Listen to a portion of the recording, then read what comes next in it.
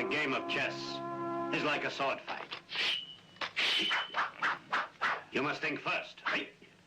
Before you move.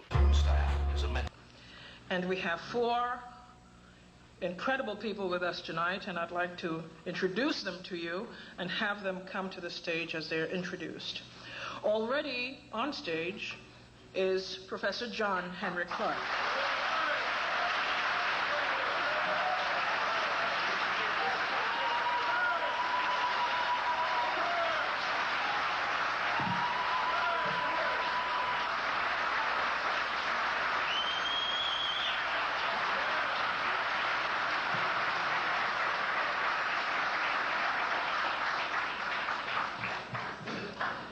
They were standing for you, Dr. Clark.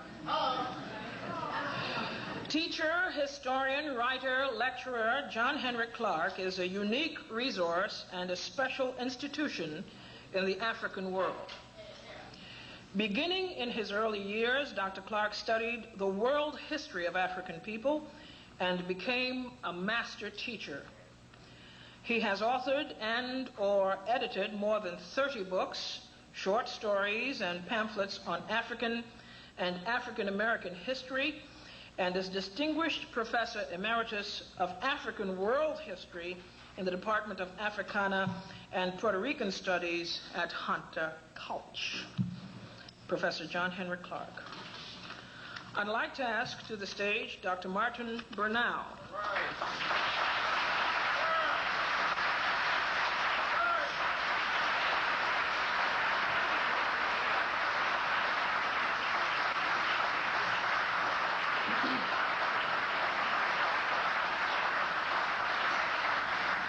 Dr. Martin Bernal has been a professor of government at Cornell University since 1972 and an adjunct professor of Near Eastern Studies also at Cornell since 1986.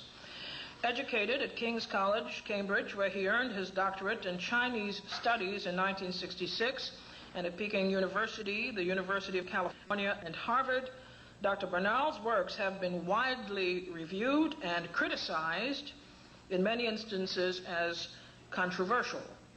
His chief publications are the 2-set volume Black Athena, The Afro-Asiatic Roots of Classical Civilization, and Cadmean Letters, The Westward Diffusion of the Semitic Alphabet Before 1400 BC. Dr. Martin Bernal.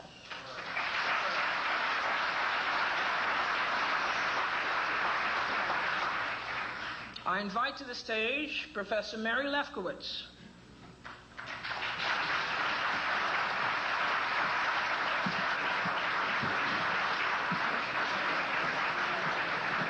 Thank you.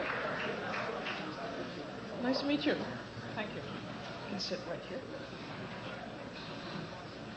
Mary Lefkowitz is Andrew Mellon Professor in the Humanities at Wellesley College.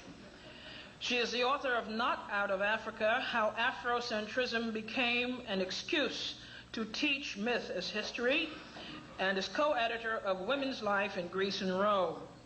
With fellow Wesleyan Guy McLean Rogers, she co-edited Black Athena Revisited, a collection of 20 essays by scholars from a broad range of disciplines who take dead aim at Dr. Bernal's Black Athena specifically, but contend generally that the Africa-centeredness of scholarship on the roots of what is called classical civilization is blatant revisionism. Dr. Mary Lefkowitz.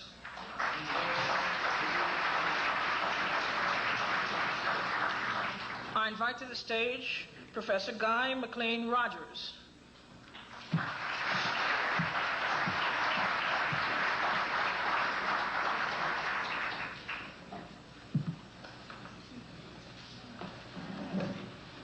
Professor Rogers, as I said, is also at Wellesley College, where he is an associate professor of Greek and history. With Dr. Lefkowitz, he co-edited Black Athena Revisited and is author of The Sacred Identity of Ephesus, Foundation Myths of a Roman City. Professor Rogers. Okay, so I'm going to open this. Something? Sorry? May I rejoin and say Oh, something as well? of course, Zion, come on. All right, all right. So you know, the main idea of us coming on this show was to clarify our stance in this debate, well as for myself to clarify why is it that I joined Harry, and why is it that I embrace Harry and my view of color with respect to Torah. I want to point this out. What we find in the Kemetic conscious community is a lot of hypocrisy, and I'll start here. There was a debate that took place in the 80s between John Henrik Clarke and Mary Lefkowitz. Mary Lefkowitz held the position that Europeans are the authors of civilization. Of course, John Henrik Clarke, an Afrocentric scholar and teacher, held the antagonistic view. He believes that the Afro-Asiatics were the pioneers of creation. Mary Lefkowitz had a partner on her team, and so did John Henrik Clarke. John Henrik Clarke's partner was a white man named Martin Bernal, who wrote the book Black Athena. And in the book written by the white author Martin Bernal, the book is entitled Black Athena, he traces the roots of classical civilization back to Afro-Asiatic kingdoms. This is why John Henrik Clarke aligned himself with him, because this was one of the first European scholars of the day to go on record to make such a statement.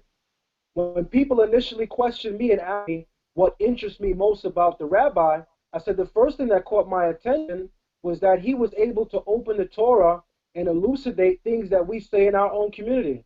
In our community, we teach that the original Hebrews are people of color.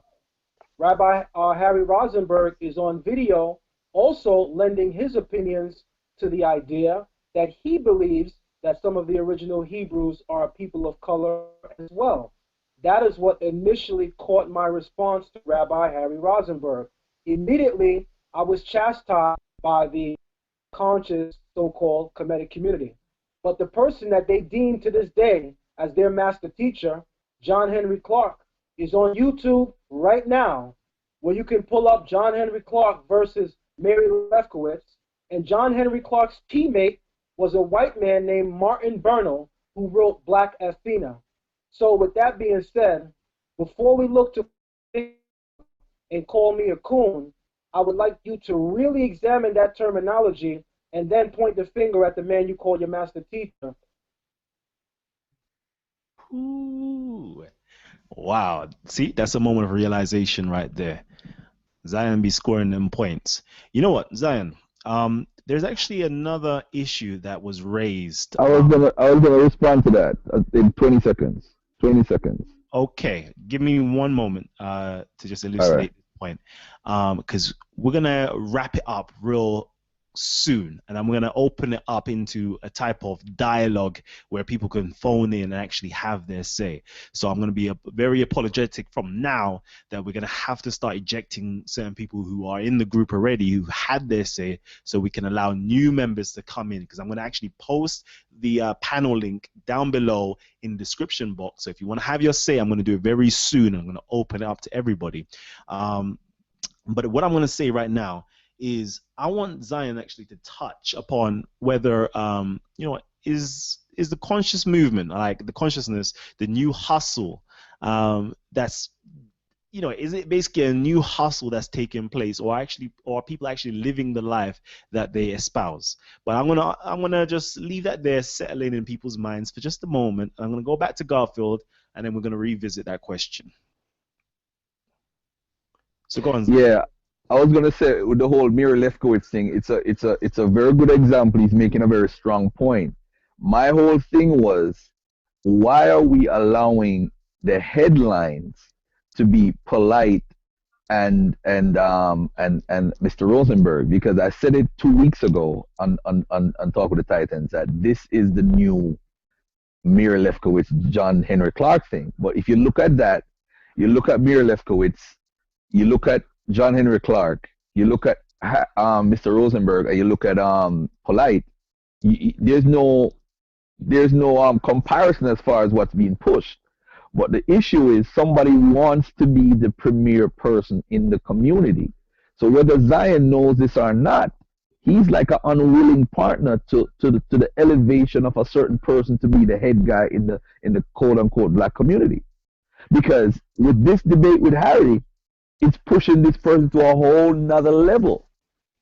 A whole nother level. So I'm not gonna be a hypocrite. Zion is actually right.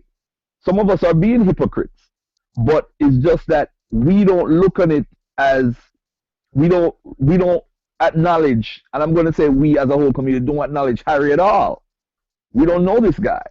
Maybe if he was in the sense of someone coming up like Amir Lefkowitz and so forth, maybe.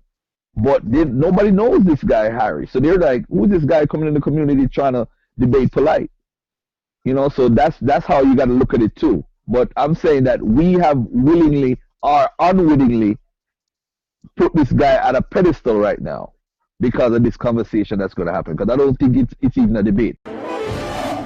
Atomically, Socrates' philosophies and hypotheses can't define how I be dropping these mockeries. Lyrically perform armed robbery, flee with the lottery. Possibly they spotted me. Battle scarred shogun, explosion when my pen hits tremendous. Ultraviolet shine blind forensics.